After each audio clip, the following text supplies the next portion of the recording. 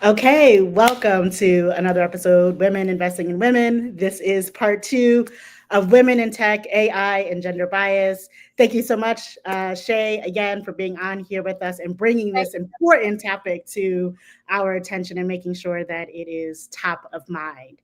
So, those of you guys who've tuned in previously, we talked about all the implications of bias in AI, in technology, and the importance of trying to just slow that down. What can we do to intervene? And then we wanted to also talk about why it's so important to have women in the tech space, in the AI space. And so, actually, ironically, probably a couple of days after we were like, okay, we're going to do a part two, really focused on the impact of women in this field. I saw a post from Ngozi. She and I connect with each other. We only know each other online, and she had this post about the godmother of AI, Dr. Fei Li. And I was like, wait a minute, who is this woman? So she broke it down who this woman was. Then I sent it to Shay. She did some even more deep research onto Dr. Fei. So do you want to just let's get into it? Let's get into how amazing Let's she get is into it. and all the technology that we would not have if it weren't for her. Yes. So, first of all, thanks again for having me. I'm super excited to spread the message with you as someone who is actively in the AI field herself, especially when it comes to personal development.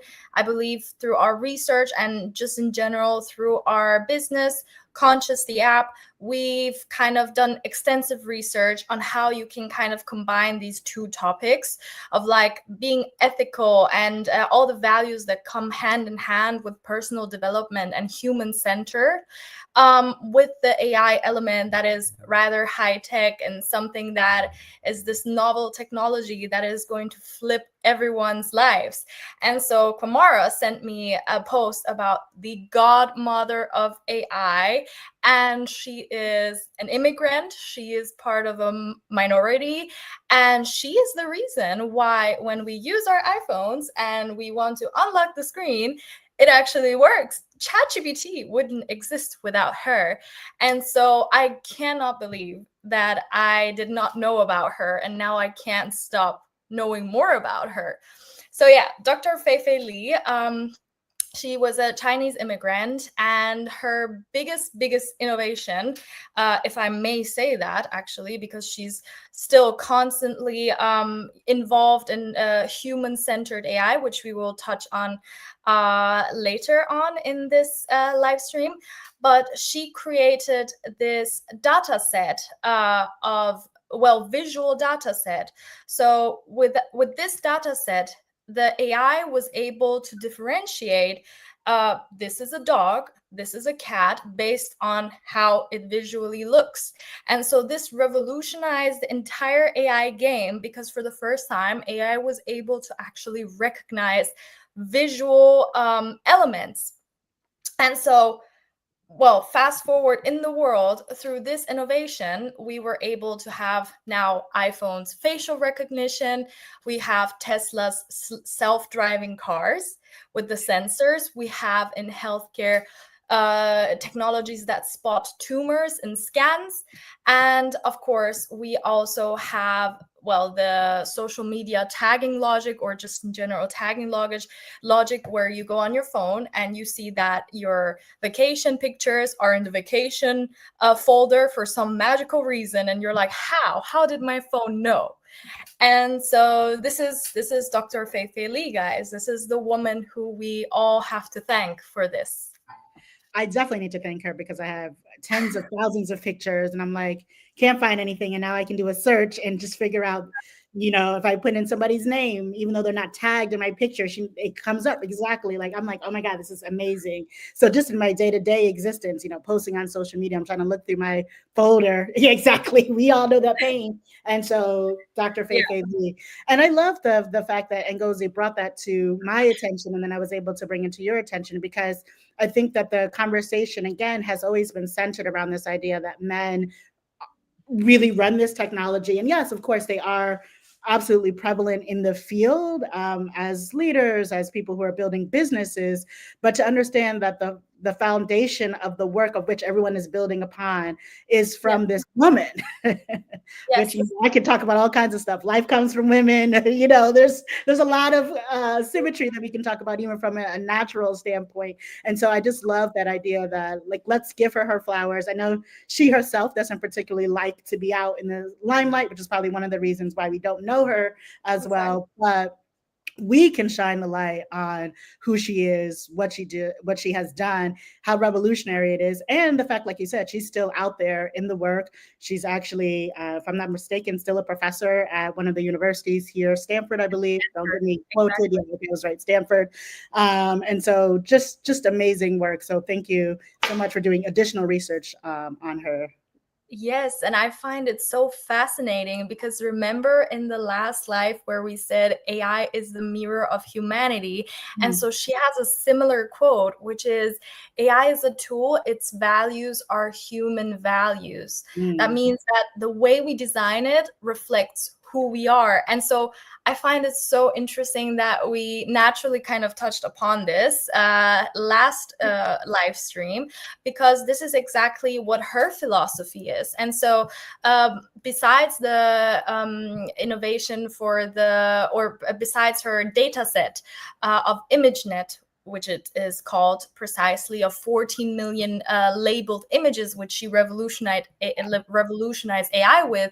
She is also the one of the loudest voices to speak for diversity in AI, because she believes that the AI should support us human beings and not replace us. And so in order to support each and every one of us, there must be each and every one of our voices. And so that's when she designed or created AI for All, which is AI and then the number 4 all, to give the underrepresented youth, especially women and girls, access to AI education and mentorship, and for there to be diverse voices, basically building a pipeline of diverse voices and not just preaching it, but she's actually building the infrastructure to get these voices out there and to work with them. Yes, I love, having action, making sure that we have a actual structure, a framework, and a foundation to ensure that we have more women going into this field, more access to the technology. And then just, of course, just saying, like, as a people, let's use it, let's put our own input in there so that the algorithms can start shifting out what the outputs are, because now they have more data sets to look at, more information to be gathered.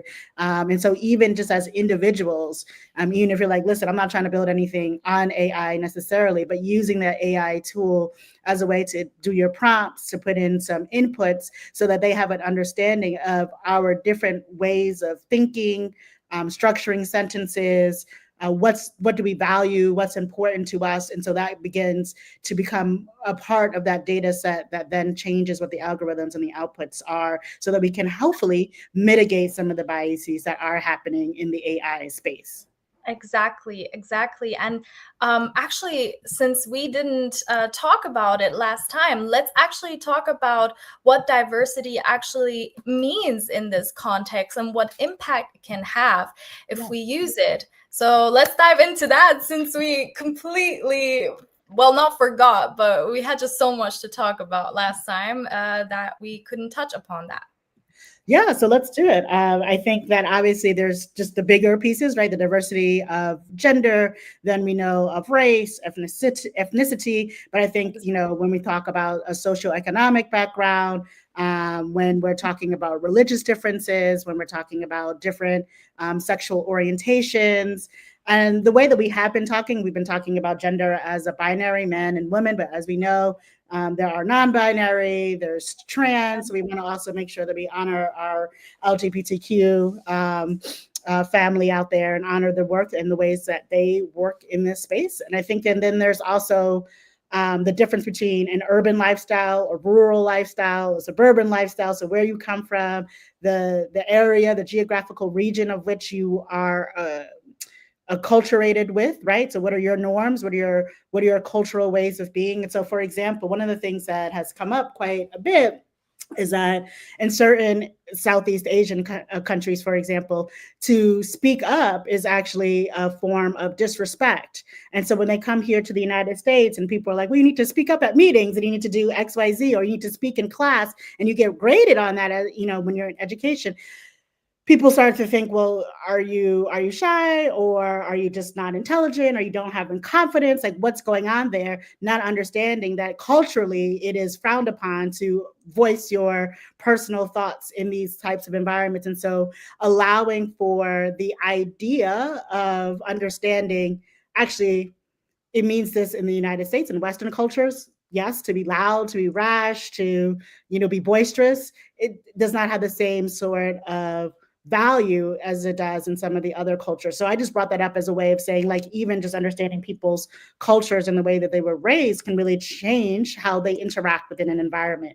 Anything additional you would like to add? And I know that you've come from several different cultures and have been raised in a few different countries. And so, first of all, amazing example. I think I couldn't have said it in a better way, but it's actually that. So that's where we realize, for example, cultural context can absolutely change the output or change the way that we perceive information. And that's not just one thing, but there's also different factors that come into this. And so something I found really, really interesting, also relating to Dr. Feifei Li, she is now working on world labs, because she says that the information we have, there is so much more than just text-based, which is like the primary data that we use to feed the AI. There is so much more. And so that's what's interesting, is like all of these different elements, such as culture, such as, unspoken norms, or rather underlying logics that we may not have set in text, or we have not put it in the context to be used universally, as for example AI does. So and I think that's super interesting that the godmother of AI herself, she knows this, and she says, well, with World Lab, I want to create much more data that is not just text-based, but in an AI that actually understands the world as it is, understands the different contexts, understands the different flows of information that we're exposed to, whether it is culturally, geographically, socioeconomically, as you said, and just in general, so many different origins of influence, basically. And so that's really interesting to me, and I'm very curious on how we're going to be able to capture this type of data, especially because, in my opinion, the challenge is it's so complex that it may come back to opinions. And so my question is, how rational or how neutral can we keep this? You know what I'm saying? Like, how neutral can we keep the AI? And as we also said last time, is like, is there ever going to be a time where AI is going to be unbiased? And that is the question. That's something that I believe is probably the most interesting question in this debate, is like, what is it? What is it? What is the truth? What is the reality? And so, yeah, I think that's my opinion about this. And I'm curious, what do you think? Yeah, I don't know. I mean, I think this is what's so interesting when you all came to me after the panel. I'm like, I don't really know. So let's just have conversation. And I don't know if anybody really knows. And I think this is kind of like an exciting time. This reminds me a little bit about what we talked about in our last one, which is what's the thing that we hold value? Is it the outcome, or is it the journey? And so maybe it's the journey of us as a world co-creating what the next tech evolution looks like with AI as a basis. And of course, we're focusing on AI because that's like the big thing, but there's large language models, there's blockchain, there's Web3, there's so many different technologies that at the heart of it is about what are the inputs, who gets to decide what those inputs are, and then what are the outputs, and then who gets to access the outputs and who gets to benefit from them. And I think that we're having these really great conversations to try to create and I feel to try to co-create what this feels like. Maybe we have a new global norm where we honor our differences in terms of our cultural differences because we honor where people are coming from, but then we decide that like what we really care about are the things that connect us as human beings. What's the humanity between us, right? What are the things that are true, that stay true? Everyone wants to have a safe and housing situation. Everyone wants to be loved and to love, right? And so like if we can think about those bigger human connections, then maybe there's an opportunity for AI to help us connect along those lines. And so I guess this is me, always my utopian self, always thinking like, here are the ways that we can actually come together as a global system that doesn't have to feel so segmented, that doesn't have to feel like one country needs to be better than another country, that we can sort of take down some of these hierarchies. And that's the other piece that I really am enjoying about what I'm seeing on the technological front is that the hierarchies are being broken down. And the more that we can break those down, I think the more exciting entries that we can have, the more diversity, because now people from all walks of life can have a say in how we co-create this tool.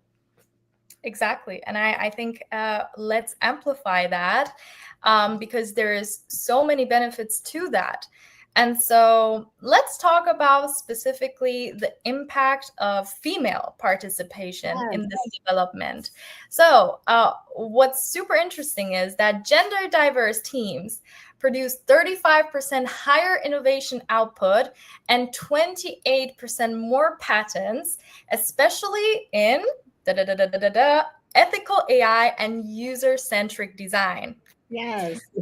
So coming back to your point initially of what women naturally put out in the world and what we create, I believe this data shows that with female participation, there is kind of a more holistic and more ethical view on things. And then the higher innovation is a fun part, which shows that there's a lot of creativity. Yes. And if you look at problem solving, we have enhanced problem solving because through female participation, the diverse cognitive approaches, they increase the diagnostic accuracy in healthcare AI by 39%. So that is also amazing. Thank God. Yeah, and I think that also speaks to, I'm glad you brought up the healthcare, because certainly there is worldwide healthcare disparities as it relates to men and women. We know women are basically 50% of the population, but the majority of medical journals are talking about men's bodies and then trying to translate that onto women's systems, right? And so, for example, I think about ADHD. That's actually a really great one, that it presents so differently in young boys than it does in young girls, and oftentimes women are not diagnosed until they're in adults and once they get the diagnosis. I had a really good friend of mine, and she came to visit me, and she was like, I was recently diagnosed with ADHD, and I think at that point we were in our late 30s, and she started to cry, and she was literally like, it makes everything make sense in terms of how she had to structure herself through the world, how she had to like really put safeguards in place to mask and be normal. But she's neurodivergent. And I think about all the type A personality women that I know in my life, like, baby, you might have a little ADHD, but we don't know, because that's how it presents. When you see when women are diagnosed, they tend to be the perfectionists, the type A personalities Mhm. who probably had to structure their lives in a certain way so that they wouldn't forget deadlines, et cetera, and then it becomes habit. But it's not something that came natural to them, right? And so when you're just thinking about that, or if you're thinking about the fact that women, the number one killer of women is heart disease here, at least in the United States. But Mhm. heart disease, again, presents differently than it does in women than it does in men. So oftentimes women don't even know that they're in the throes of a heart attack or a heart situation because the symptoms that they've been told about and talked about since they were young are about symptoms on men and not on women.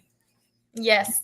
Um, wow. So you bringing up this topic, it's just been such a frustration that I voice privately a lot, a lot, a lot, a lot. And I believe this conversation specifically about women in healthcare, I could sit down with you and have a complete separate live stream just about how frustrated I am that most medicine is only tested on men because they believe that the hormones of the women could manipulate the outcome, which, I mean, us women, we come with the hormones. This is who we are. You should know why and how, and maybe look at the different stages and the different outcomes. And so that's one pain point I can If definitely, I could also just interject here, this idea that yes. men don't have hormones is so erroneous. I don't even know what to do with myself. They have hormone fluctuations, just as, not in the same type of cyclical nature that women do,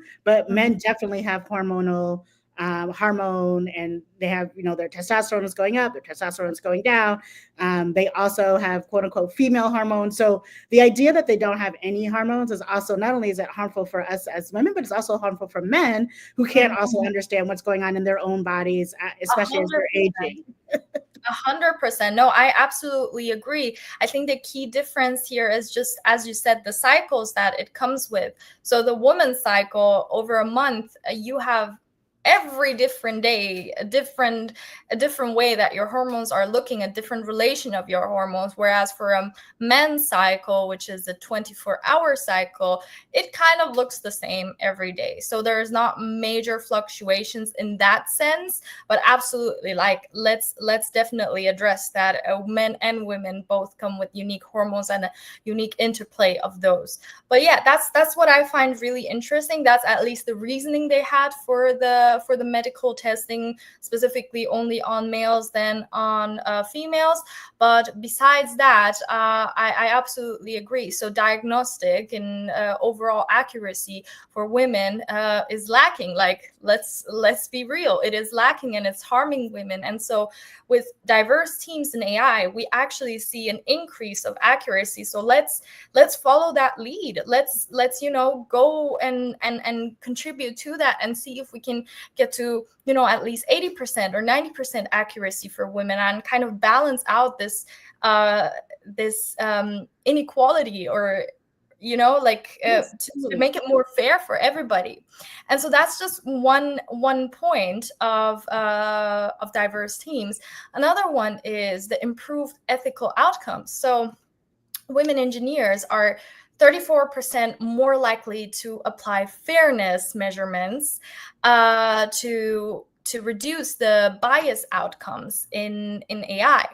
So they also really care about it. I guess that as a woman, you care more in that sense. I'm not speaking for everybody, but as the figures say, is that there's just an improved ethical outcome. So there's more consideration of that. Can I just add, I think some of that is also because if you are going through life and you're getting microaggressed on, and you have a sense, I don't want to say, you're attuned to what is happening and you're attuned to micro and macro aggressions, you're going to be much more thoughtful around, like, oh, this is how things work. If you haven't really been attuned to that, and oftentimes many men aren't, unless they're part of a ethnicity class in and of themselves, a minority class, they may not be as attuned. So I think, like, there's also just a piece that which is the selfish part of human beings, unfortunately, which is like, if things haven't happened to me, I don't really think about it. But if things have happened to me, I'm thinking about Mhm. solving for that problem. And so that's another reason why I think the diverse teams work, because they are like, these situations are happening to us. We want to make sure that we mitigate for them in the future. So I just wanted to add, I think, that little additional context as to why that may be the case. Absolutely. And I think we even talked about this last time. It's like, of course, I can identify bias faster if I was exposed to it before. I can identify it, and someone who was not exposed to this bias or ethical outcomes or unethical outcomes may not identify them. That's right. So that is another thing. And then, so I want to know your opinion on something. Um, I always get a little scared when you ask me, because I'm like, sometimes I don't know, but let's see. no, it's because so the next one, it's about voice assistants, and so I personally have a different. Not different, but I have a different view and perspective that we can add to this. So, the voice assistants, as we all know, they're predominantly female voices, and so it's well, where we know that the harmful stereotypes uh, of women being naturally suited for subservient roles, basically. I have a different opinion to that, which kind of relates to our next point. So I really am I'm curious about about your opinion about that, because I don't think it's specifically just because women it's a harmful stereotypes of women kind of not being eye level, but I also think there comes the element of women how do you say it? You trust a female voice maybe a little bit more because it's more nuance and emotion, and I'm not sure if I'm saying something right even in this context, but I really would like to add some nuance to this specific fact about voice assistants.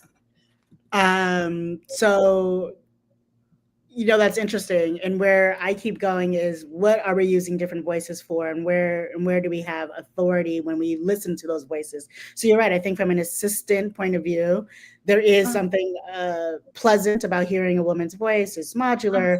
And then we could also talk about, like, what women are we talking about? Because not all women's voices are being used, right? There's a certain type of woman, most likely, whose voice is being used and who speaks a certain type of vernacular, right? And is very proper in the way that that voice assistant is speaking. So, I think there's lots of different levels to this that we can talk about as it relates to the voice assistant.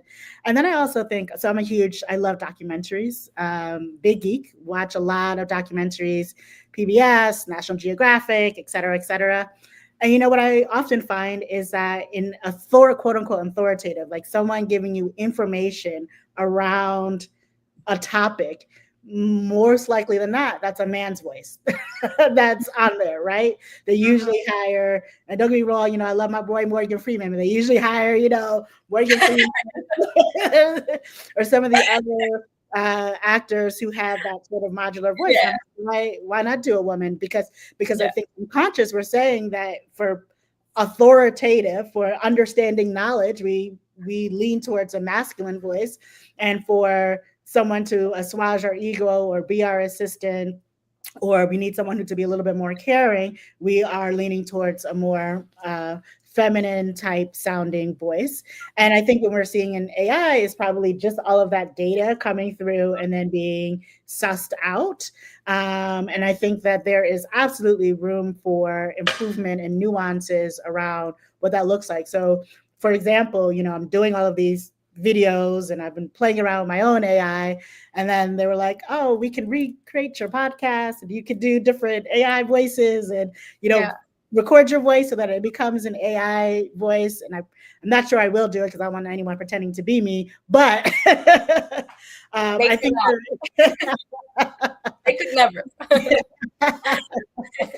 But no, seriously. But I also am thinking about these conversations that we're having around the inputs, and isn't it it should be important that we have different diverse types of vernacular, different rhythms to the conversations, the different ways that people modulate their voices. Yes. Maybe more of us should be doing this kind of input so that the outputs start changing a little bit more. So Wow. I love Yes. that. So anyway, just something to think about. And I see a comment, so I'm gonna just throw it out here and see Yes. if we wanna have a conversation. And Alan, thank you so much for engaging with us. So this is an FYI, so great. So I'll just throw it out here. Mona Sloan, PhD, is an assistant professor of data science and media studies at UVA, University of Virginia. As a sociologist, she studies the intersection of technology and society, specifically in context of AI design, use, and policy. She also convenes the Co-opting AI series and serves on the editor as the editor of the Co-opting AI book series at the University of California Press, as well as a technology editor for Public Books. What I love about you bringing this up, Alan, is we started off this conversation talking about the Godfather, the Godmother, my Oh, God, mother. my mother. Lord, Lord, Lord, Lord. Okay, right there, my bad.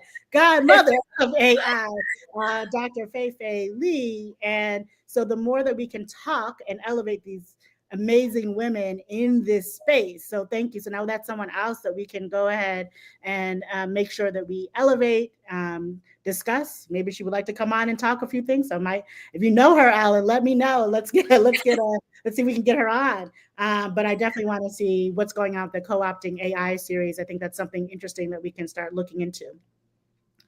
Yes. So, well, thanks for Alan and her comment in this regard. Let's definitely do some research on her as well. I love to give or to create a platform for these women, and I think this also gives us a good feeling because we know we're represented and there is a way for us to also represent. So initially for me, this is just a personal story of mine. Initially when I started, it was super intimidating because I didn't see so much female representation in the AI field.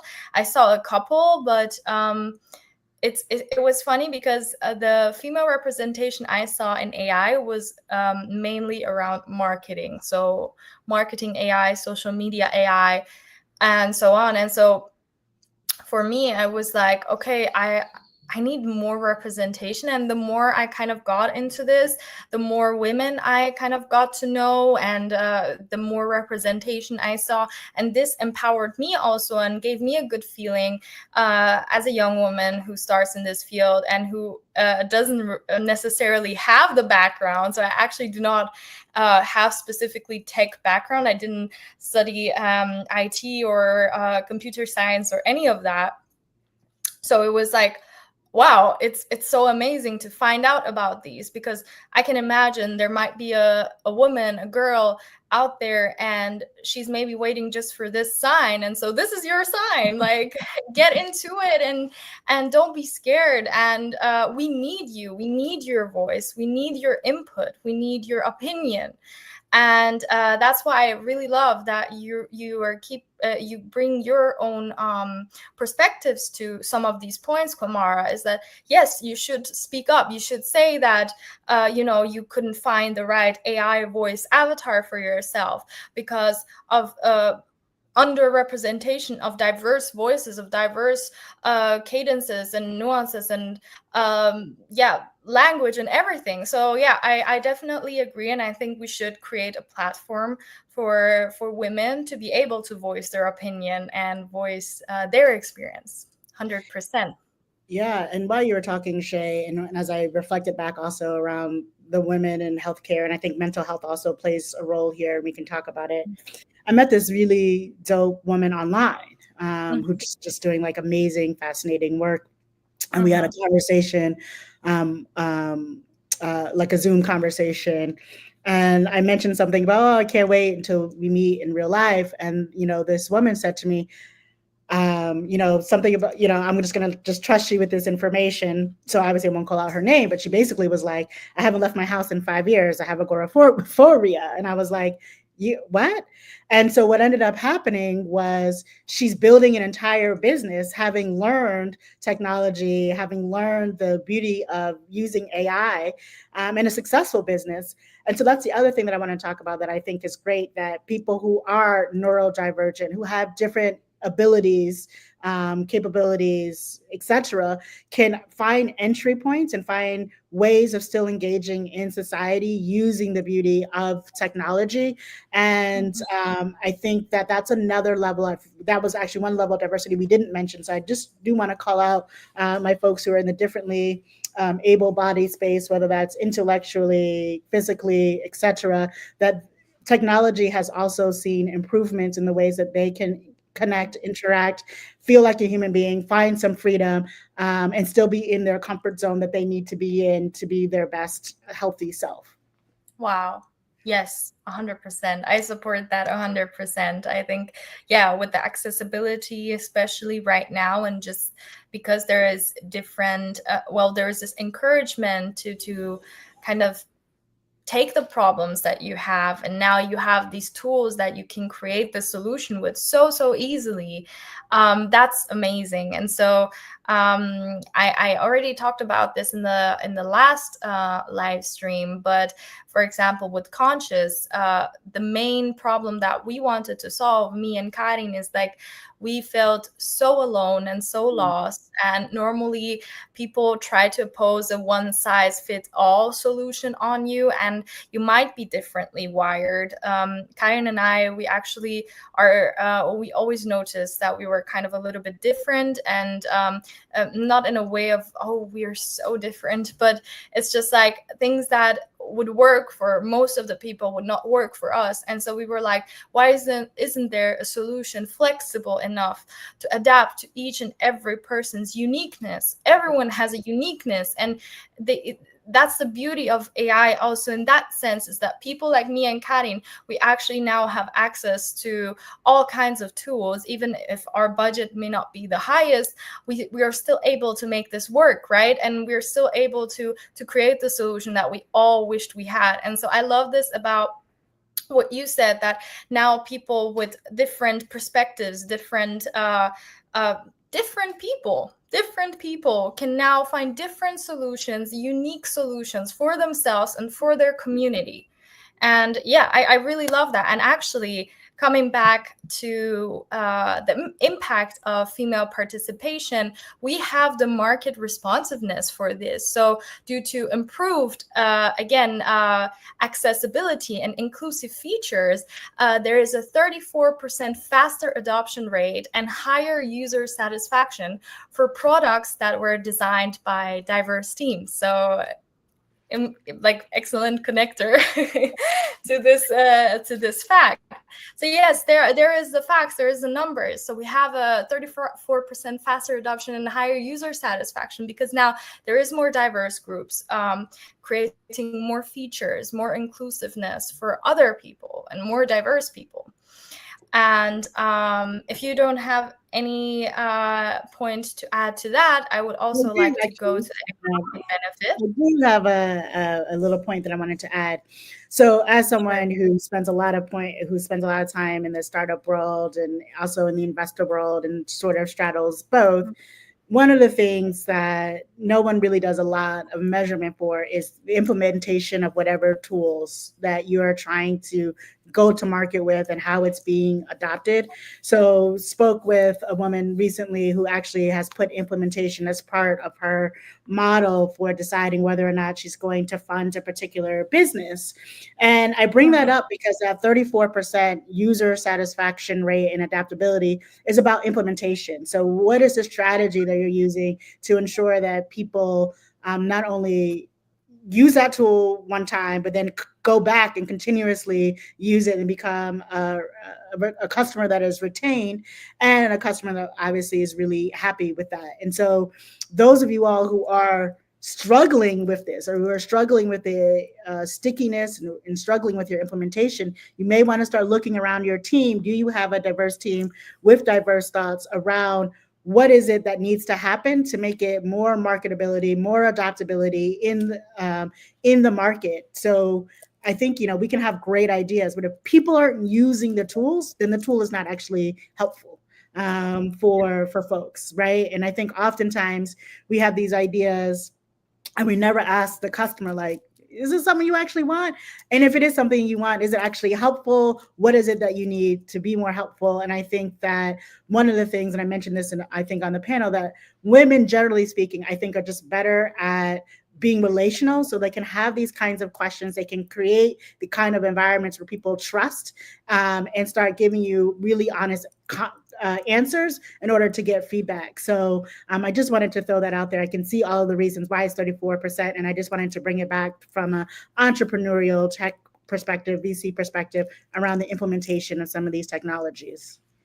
Wow, thank you. Yes, and I think that's brilliant actually, to then look at the team, and I agree with you actually. I believe that women bring this element of nuanced thinking, nuanced perception, just everything nuanced.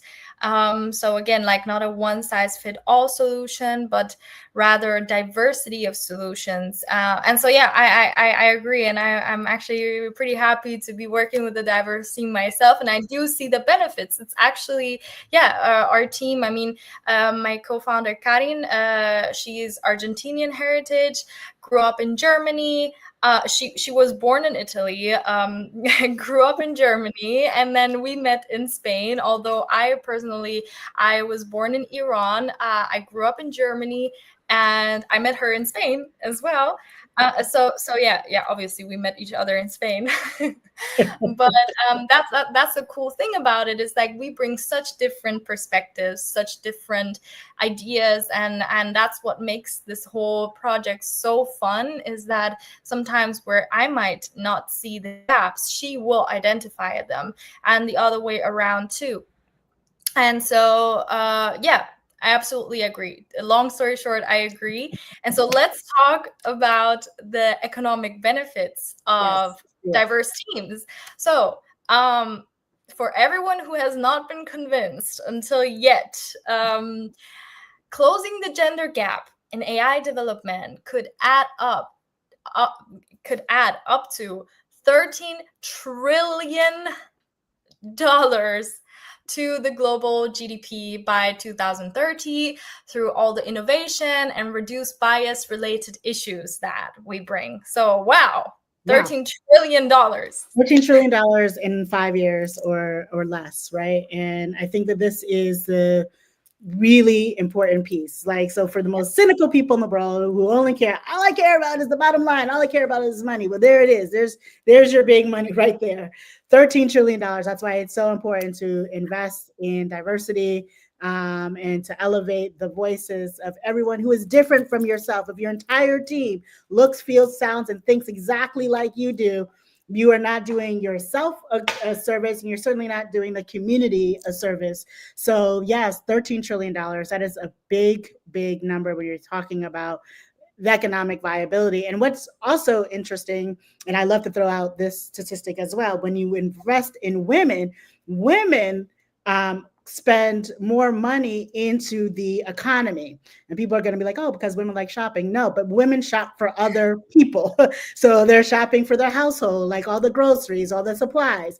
They're thinking about the clothing for their children, for their spouse, their partner. So they are spending outward. So when you invest also in diverse teams and make that more financial stability, they then contribute even more so into the economy. So now there's another layer of why it's so important to ensure that we have diverse teams, that we elevate our women on those leadership teams and make sure they get paid the salaries that they deserve. So that's another thing we need to talk about is when you bring these diverse teams on, make sure that you are absolutely paying people what they are worth. All right.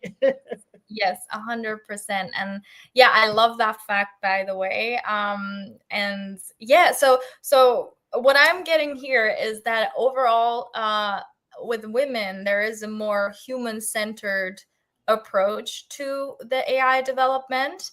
And so let's talk about that, the human-centered AI, because that's also a concept that Dr. Fei Li touches upon or believes in a lot. So that's basically her philosophy, is that AI is not a tool, and its values are human values, and so we should make AI human-centered. And so let's talk about a couple points that human-centered AI or a couple features or characteristics of human-centered AI. Because to honor also Dr. Fei Li's work, and also to kind of round up or sum up some of the impacts that we talked about, let's jump right to reducing bias and discrimination. So through that representative data and the audits and kind of measurements of bias, we are seeing in human-centered AI reduce biases and discrimination. So that's point one that I think, talked about a lot. And second also, which you brought up, is prioritizing fairness, accountability, and trust. Because AI systems are more transparent and more explainable, so it's not as complex anymore. And so this is the way the consumers and people using the AI will have more trust in it, which we actually talked about this in the last episode, about the terms of conditions and everything. And so nowadays people can just like run that through ChatGPT and see, what am I actually agreeing on here? Absolutely. Yeah, I love that. And I think you're right. As we continue to do these large language models, there has to be a trust, and then there has to be transparency. And what we are seeing, especially in the spaces where people are elevating AI, is people are even more hungry for human connection. So I think the opposite of what people are assuming is happening. So people are like, the more technological we become, the less we care about connection and connecting on a human level. But in fact, I think the inverse is true. The more we are doing these tools, the more time we actually have to have profound human to human connection. This goes a little bit back to what I was saying before, which is AI could maybe streamline some of the drudgery work, some of the admin work that we may not like to do. And in its place, we could have these real connections where we have walking meetings and we're talking to people and walking at the same time. We're out in nature. We're enjoying our lives. We're living the van lifestyle. I mean, we're doing so many different things that are actually ensuring that we're living a quality of life around our humanity, centered around the things that make us happy as human beings. And so in that way, I'm also excited about this technology, because I have found that people want actually more authentic human connection and are really starting to think about human design. I was talking about, human design thinking for like 10 plus years, and people were looking at me like, what are you talking, like what? And now to see that it's come to such a forefront, and I think it's because of the acceleration of the technological evolution. And so I definitely think that the inverse is actually happening, and people are much more thoughtful around these human connections and ensuring that humanity is still tied into the technology that we're talking about. 100%. I love that. And what an instinct to have before this is even a thing. And I think, where do you think does this instinct of yours come from? Because I mean, I can assume it's because you've just been in the education field, and as someone who deeply cares, I believe you kind of saw the patterns of what it means to be a human being, and so you knew this is not going to be replaced ever. So I'm curious for people to understand also a little bit how we come to this conclusion. Yeah, ironically, I guess I have been a little bit always ahead of my time. So I created an ed tech company before ed tech was a thing, and I became an angel investor before angel investing was a thing. But I think it all relates down to just me being relational. I care deeply, I think your point about human beings and humanity. And I talk about this. I'm an avid reader. Oh my God, I love to read. My mother never had to tell me to turn off the TV. She would be like, "Can you please start reading your book and do your homework and you can go back to it."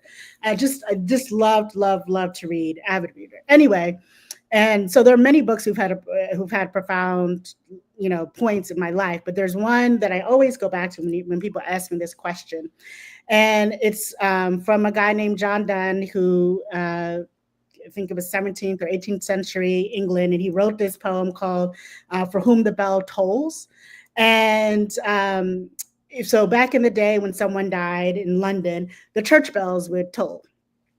And so the poem basically says that I may not know who you are, right? Like we may have never met, but the fact that you have left this earth, I am now less than.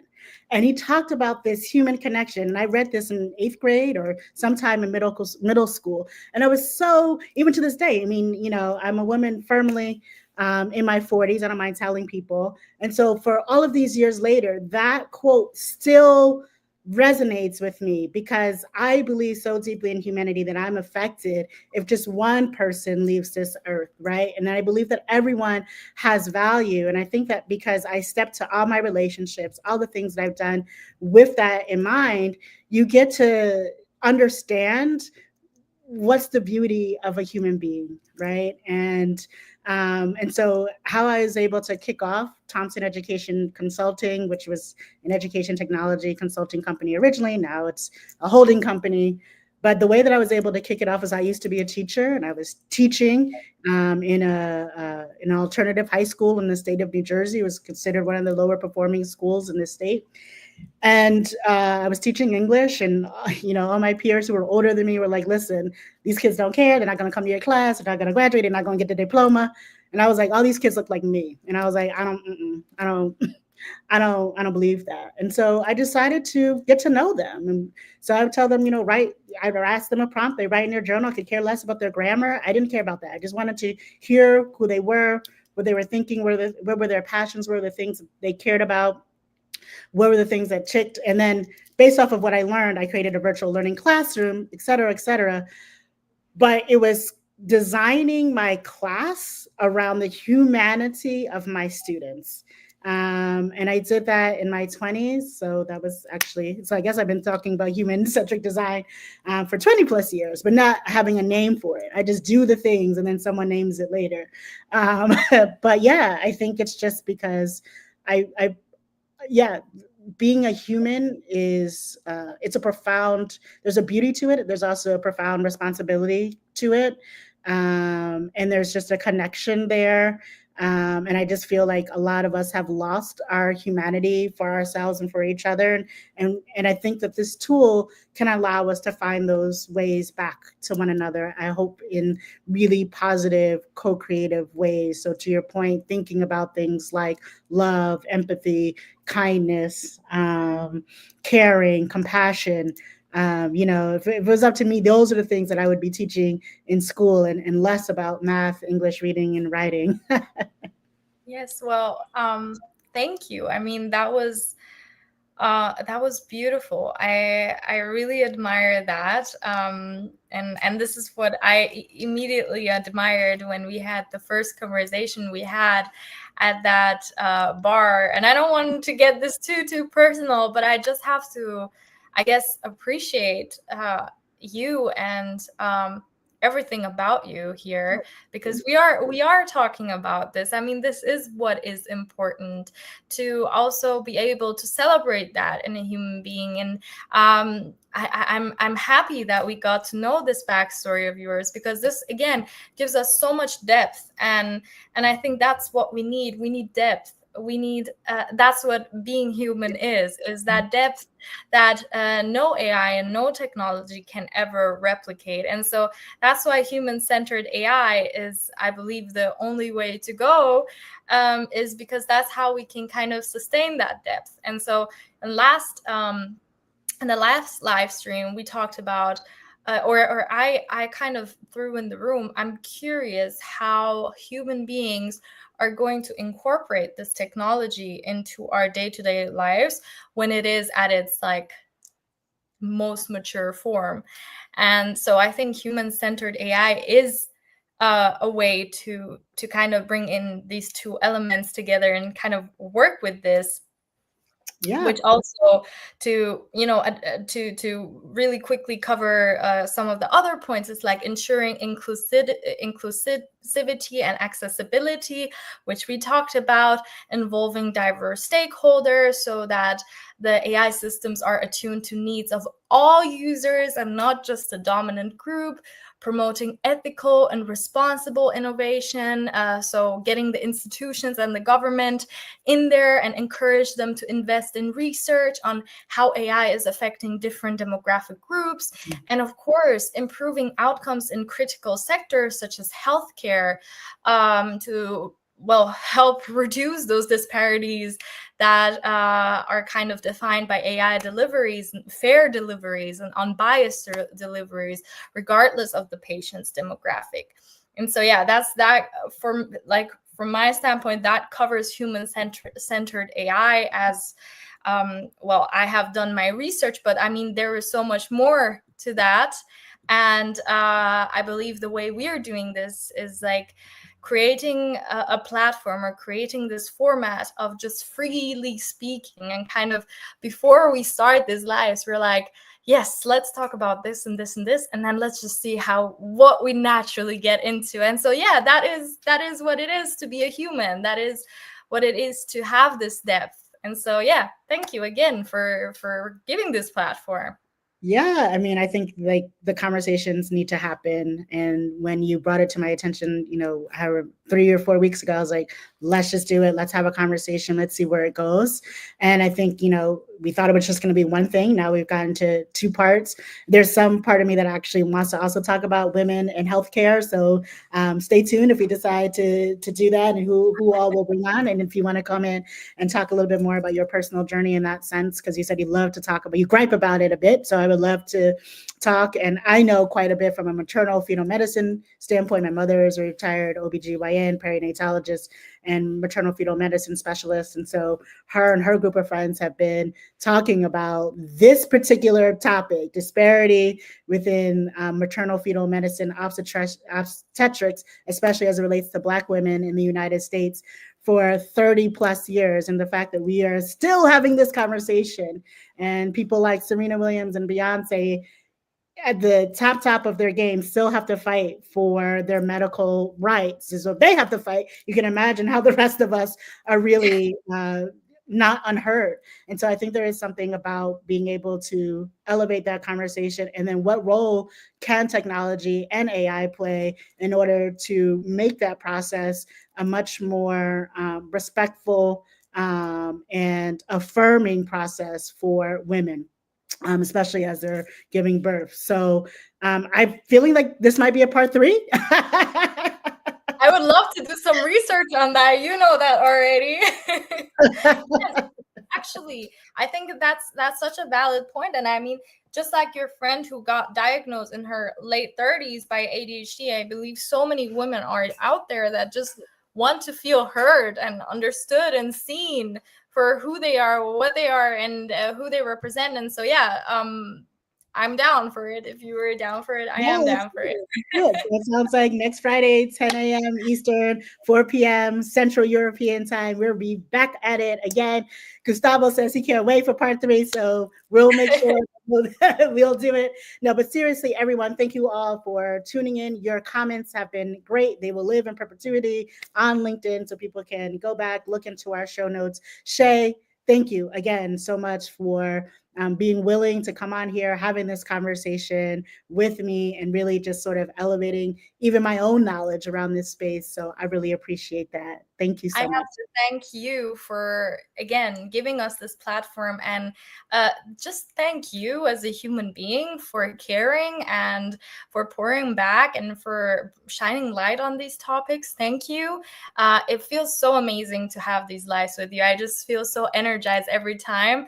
And from the depth of my heart, I'm so excited for the third part to at least shine again some light on these issues, and hopefully they will be tackled so that we don't have to have the same discussion in 30 years, Kamara. Come on. Yes. Now, in 30 years, we will solve this problem at least. Yeah, 100%. We'll do.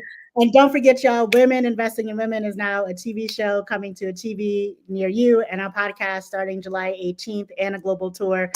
So I'll put all that information in somewhere on our notes, but just make sure you're following us. Again, thank you, everyone, and we'll see you next Friday. Peace.